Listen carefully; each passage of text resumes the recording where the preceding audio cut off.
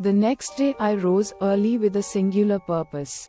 While I had to get home to work on my assignment, the bus was not due until the early evening, which gave me just enough time to persuade John to come with me in the most dramatic of fashions, to go to the hill myself.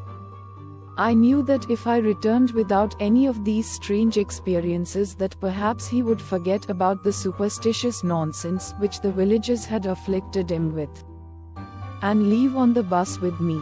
I must also confess that I was utterly intrigued by the idea of the place, and while I had absolutely no doubt that John's experiences were mistaken, I actually felt that there might be an article, or even a story in the whole ordeal. As a writer, such opportunities rarely present themselves. Before I left, I spoke with him and made my intentions clear. He pleaded with me not to go, that his fate need not be mine, but after much protestation he accepted that I would not be dissuaded, and reluctantly agreed that should I return without paranormal, supernatural, or otherworldly incidents, that he would leave for Glasgow with me. After providing me with directions, once which I was sure would not be forthcoming from the villagers, I made my way out to the supposedly tainted hillside. I must admit that when I saw it at first it did appear odd to me, misplaced somehow, but again, I counted this as the subconscious effect of John's tale. The environment appeared to be just as he had described. At least that much was accurate. The road was blocked with rubble and rubbish, and I too found the wooden gate lying at the foot of the hillside. There was even a stain of blood upon it, certainly making the conclusion of his story more believable. The thought of some maniac up there did give me pause, but even if someone had chased John through the undergrowth, they had probably moved on after being confronted by Dale and the landlord. In any case, a badly wounded John had been able to escape, so I felt confident I would be fine. I did not feel anything out of the ordinary as I crossed the threshold. And while the tangled weave of trees and dead grass did provoke feelings of decay, I was surprised by just how innocuous and commonplace the environment felt. After climbing the steep path which clearly had been used numerous times in recent years, I reached a spot which was reminiscent of John's descriptions. And there it was, obscured from the world by a wall of leaves, rotting wood, and grass, the church. I was significantly surprised, as I had thought such a building would surely have been part of John's hallucinations, and I concede that I began to feel slightly unnerved by its existence, and hesitated for a moment before proceeding. I'm embarrassed to say that had the area not been illuminated by the morning light, I may even have considered retreating. But I did not. The church was fascinating, and I, at the very least, wished to see if it was as John had said, with an altar undisturbed inside. It was not difficult to gaze inward, though I shuddered slightly remembering the description of the door being partially blocked by debris, yet it lay wide open unimpeded, and this discrepancy did give me pause once more. Yet, there I stood, at the threshold peering inside. It was exactly as he had described, the floor strewn with rubble from a failing roof, the altar raised up ahead. An inscription, which by now I had no doubt did indeed read as John had stated, and the doorway leading downstairs to an unknown destination.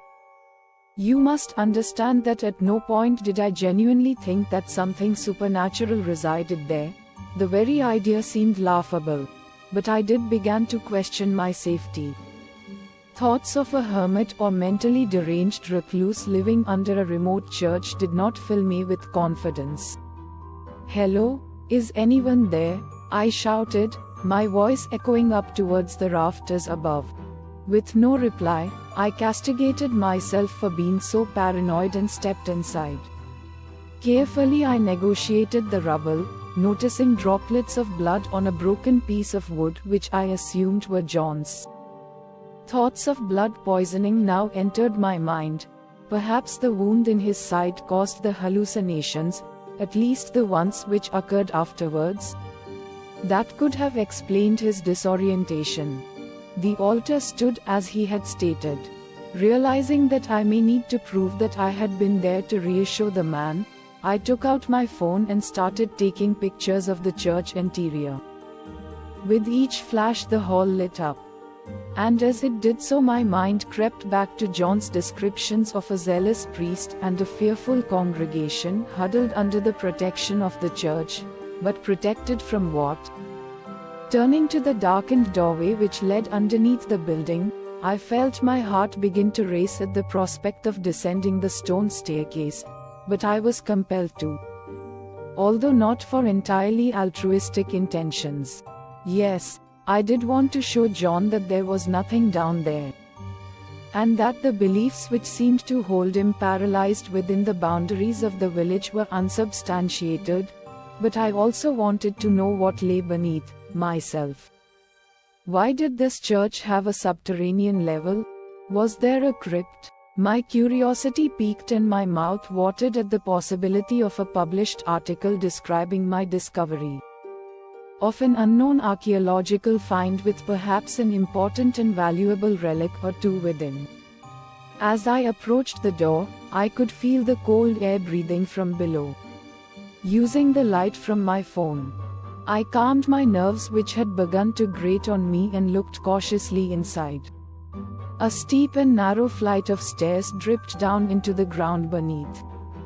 The walls were darkened grey and seemed to have been carved or formed with far less care than the rest of the church. I shouted down there once more. But again no one replied, and I therefore assumed the place to be abandoned. As I descended, I was surprised by just how long the staircase actually was.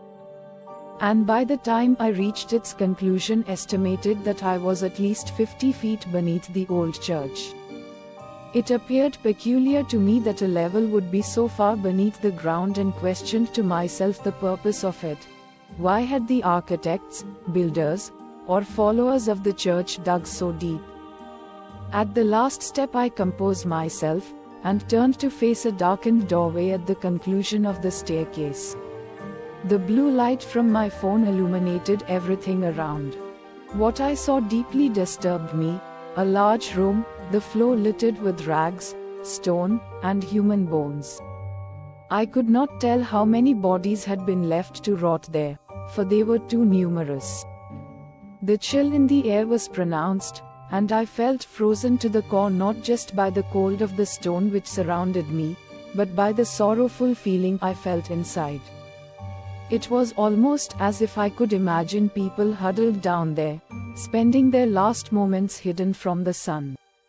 The very impression I had was that they had died there.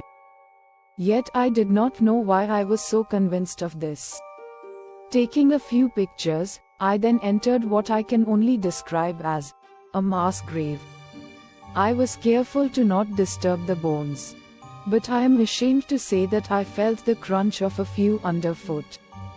To the right lay a doorway leading into another chamber, and while I did not wish to disturb the tomb any more than I already had, I felt compelled to know the entire story. That is, what else was down there. Above the doorway sat a stone cherub, carved with a degree of artistic flair, putting it at odds with the room full of bones, but the childlike face wore a strange grin upon it. Not of joy or playfulness, but of taunting and sadomasochistic indulgence. The very sight of it left me with a feeling of revulsion. And so I quickly entered the other chamber to be removed from its gaze. Inside was a large room, much grander than the one before. I could tell immediately that something of importance to those who had built the church had once been housed there. The walls were adorned with beautifully carved symbols, some Christian, but many of a nature I could not identify. In the center of the room lay a block of solid stone 3 feet across. A large hole lay to its side. On the rock was the following inscription: "Here lies the Father, loved by some, hated by many. As I pondered the epitaph, I peered into the hole. The grave was vacant, but I was glad that I had seen it before walking around the room, as it was deep and wide enough to have given me a nasty fall. Being stranded down there with a broken leg was not something that I wished to consider. The dirt inside the grave was stained black by what looked like a deposit of charcoal throughout, and the fringe of the hole was surrounded by a circular pile of dirt. I assumed that grave robbers, or perhaps those who had hated the man, had removed his body long ago. The air of the place was beginning to affect me intensely. Each breath inward was jagged and cold, and the discomfort was such that I decided I had seen enough. While taking a few pictures to document the tomb before leaving, the flash from my phone brought something on the floor into sharp focus. Covered in earth and dirt lay a book which poked out slightly from the ground. Gently blowing the dust from it, I carefully lifted it up, resting the book on top of the makeshift gravestone. The binding was ancient, peeling slightly as I ran my hand over it. The dark red cover, which I could not identify the material out of which it had been made, spoke of time gone by and of stories lost yet important. Deep down I knew that such an item should be removed carefully and studied by scholars, but as a writer, my passion for a story compelled me to see what it contained. Opening it, I was amazed. This was a chronicle, a handwritten account of the history of the church, its congregation and the hillside. A snapshot of a people long since forgotten. It was written in a linguistically confused tone, as the wording seemed to be a mix of Old Scots English and phrases in a language unfamiliar to me. One which I assumed to be Celtic or Gaelic in origin.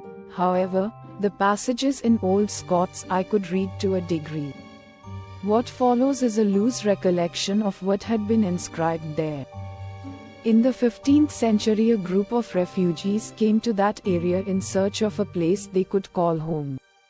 The valleys, or glens as they are known in Scotland, were uninhabited at that time. As too was a strange hill which dominated the landscape.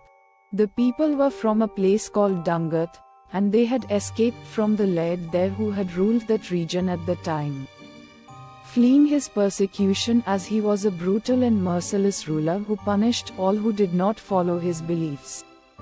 In all they numbered only in the hundreds. And while their elders wished to settle in the glens, a prominent priest amongst them claimed that to bless the lands, and to ensure that no ills would befall their community, the hill must be settled first, a beacon of holiness casting a shadow of protection on all below. While some were suspicious of the man's fascination with the place, he was known for his kindness and as one whose judgment could be trusted.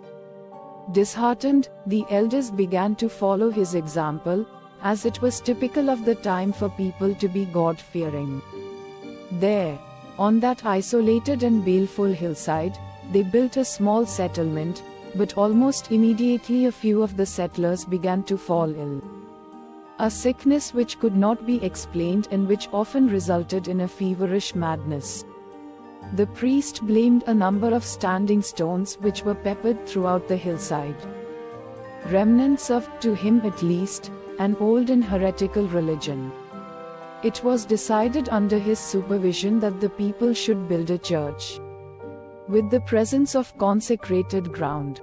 It was thought that the effects of whatever resided on the hill previously would be eradicated. They were wrong. Despite their efforts, the sickness only grew worse, and many began to suspect that the priest himself was in league with the abhorrent forces at play. Some of the elders rose up against him, but under his orders, members from the church congregation executed those who rebelled. Fearing for their lives, many of the settlers who were outraged by the priest and his followers fled in the night, escorting the remaining elders to the lands below. Most made it off of the hill, but some returned wailing and frightened. believing themselves to have been stopped by uncertain and unearthly figures in the woods, unable to escape. To save their lives, they pledged undying fellowship to the priest and his church. Claiming to be receiving visions from the Almighty himself, the holy man assured the villagers that if they carried out his explicit instructions that they would all be saved. Each night they gathered in the church as the priest spewed forth his visions and damning, seething hatred for those who had left. It became clear to some that he had gone mad. But by then the man had formed a strict and brutally loyal conclave of followers who hung on every word and prophecy, making any rebellion sure to be a violent, bloody, and uncertain one. Many spoke of dreams without form, blinded by darkness, and several families were found in their homes, suffocated in the night.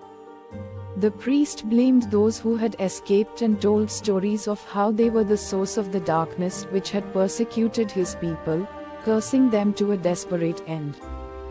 Bitterness and anger swept through the community, and several villages were selected to descend the hill and bring back the elders who were to be judged and sacrificed if need be. But no one could leave.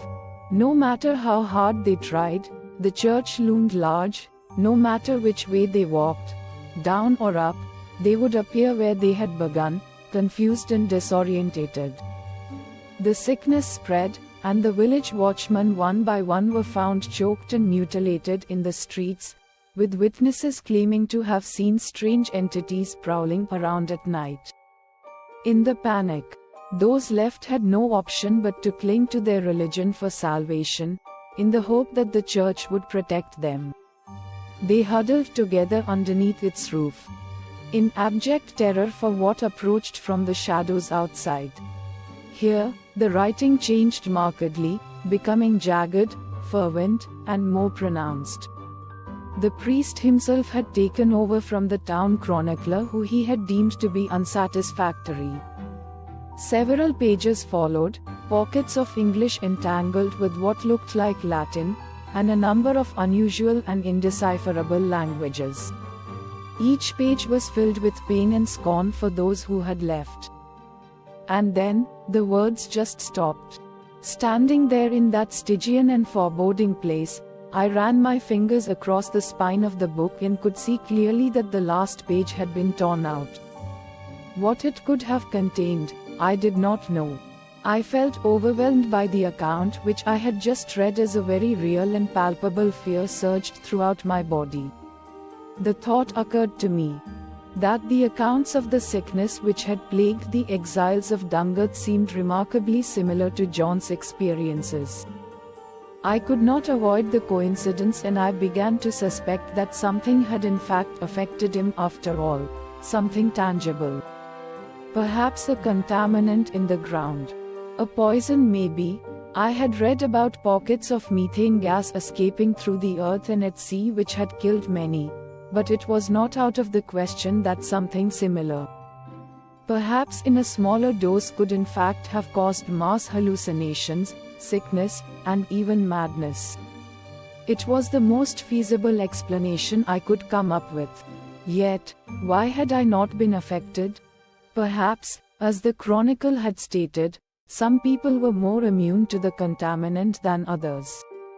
My attention now turned once more to the grave, or at least what was left of it. I wondered what the people did with the body of that loved but hated priest, assuming that was who the father referred to. Did they rebury it in another location?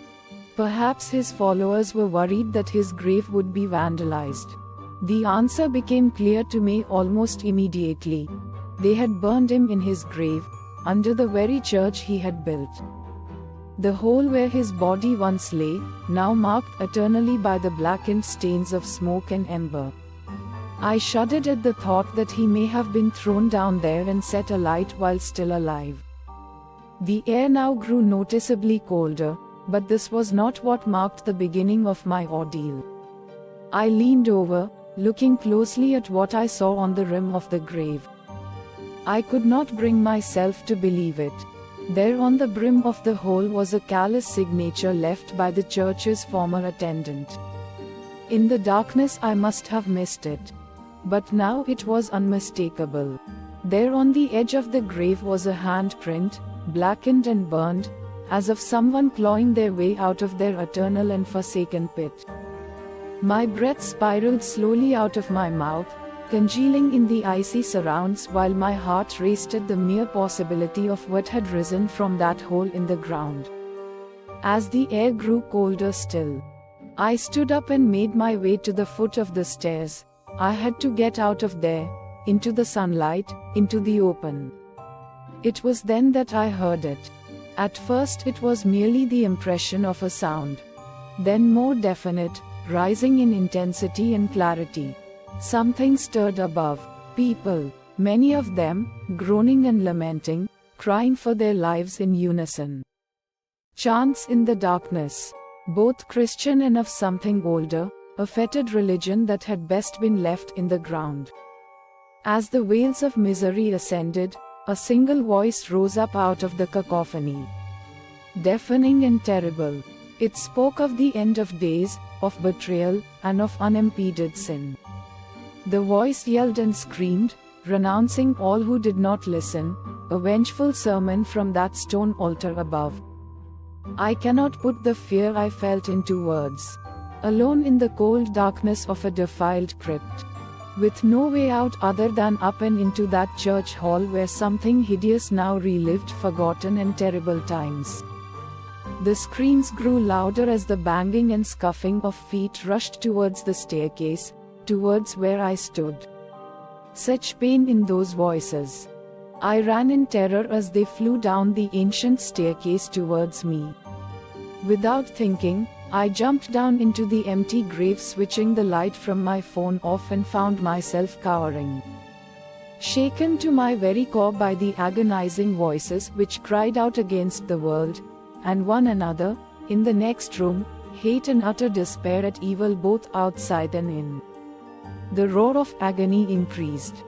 Men, women, children weeping and cursing a God they believed had forsaken them. Accusations, persecution, and the tearing of flesh. Then, silence. I clung to the bottom of that charred grave with my fingernails etched into the soil. Any skepticism I had for unseen and hidden forces had receded. Shaking violently in the cold bleakness, I waited for several minutes before switching the light of my phone back on. Peering over the brim of the grave, I pulled myself silently onto the floor. The rooms were empty, all but for the broken bones and skulls of countless lives ruined by whatever evil lay in that hillside. I finally plucked up the courage, and with nerves shredded and beliefs shattered, I climbed the stairs slowly, scared rigid at the thought of what might be waiting for me at the top, but it was my only way out. And I would be damned if I was going to end my days the way those poor people had, cowering deep below.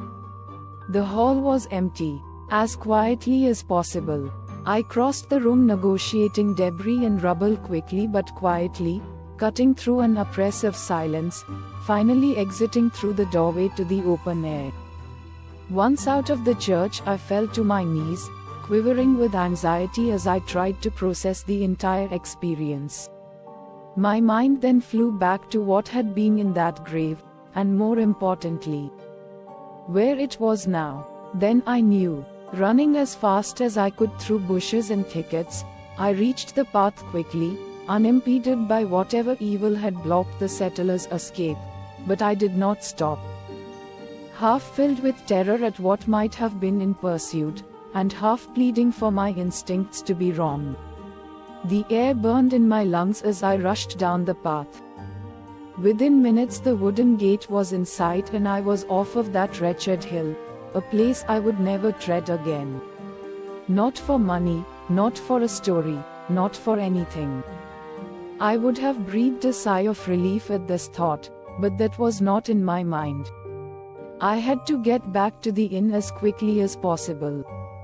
Continuing to run as fast as I could, I fought exhaustion and the limits of my own body, and after a time across field and hedgerow, finally the Laird of Dungath Inn came into view, staggering towards the old building. It was then that I heard it. Screams, of agony, of terror, and for mercy. I knew instantly where and by whom. A newfound jolt of stamina found me as I broke into a sprint once more, bursting through the doors into the bar. There, the room lay in silence. Villagers sat staring at their drinks while the landlord himself stood motionless, his eyes pointed to the ground. The screams continued from the rooms above. I begged and pleaded for someone to help me, but none would listen.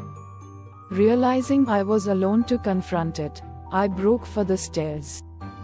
But the landlord forcefully intervened, dragging me back, his arms wrapped tightly around my shoulders. "Leave him, son, you can't help," he yelled as two other men attempted to restrain me. I thrust my elbow into the stomach of the landlord behind and then barged past the two men, knocking one to the floor. Tearing up the stairs, I followed the awful cries straight to John's room. The door was locked. Thrusting my shoulder against the door, again and again, it cracked and splintered against my efforts. With each strike, I heard the garbled gasp of something unearthly inside in response. Finally, the door gave way and in I went. For a moment I glimpsed something which looked like a man. At least something which once was alive. Blackened and burned, it turned its head as if to stare at me. I cannot say whether it truly saw me, as it had no eyes to speak of. In its grip was the crumpled and lifeless body of John R. Then, it turned, wriggling through an open window, carting the poor man's body behind. They were both gone. The room then took on a volatile and fluid appearance. I do not know if it was the exertion of my efforts or just being in proximity to that grotesque muscreation, but a sickness overcame me, seeping through my stomach, and as I lost consciousness I cried out in helplessness.